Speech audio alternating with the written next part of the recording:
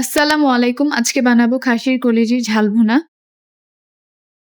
প্রথমে কড়াইয়ে তেল ঢেলে পেঁয়াজ কুচি দিয়ে হালকা ভেজে নিব।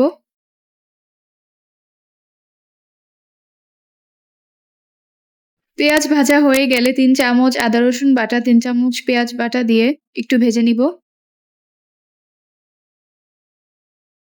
তারপর ২ চামচ হলুদ গুঁড়া, ২ চামচ মরিচ গুঁড়া, ৩ চামচ ধনিয়া গুঁড়া, ২ চামচ লবণ, একটু পানি দিয়ে ভালোমতো কষিয়ে নিব। কষানোর পর দারচিনি, এলাচ, তেজপাতা দিয়ে একটু নেড়ে দিব। এরপর সিদ্ধ করে রাখা কলিজি দিয়ে ভালোমতো কষিয়ে নিব। দেন ২ চামচ গরম মসলা, অল্প পরিমাণ লবণ দিয়ে আরও একটু কষিয়ে নিলাম।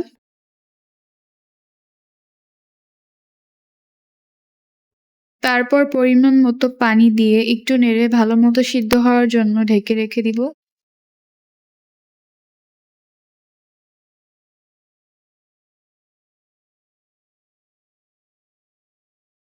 সুন্দর অ্যারোমা আনার জন্য ৪টি কাঁচামরিচ ইউজ করেছি।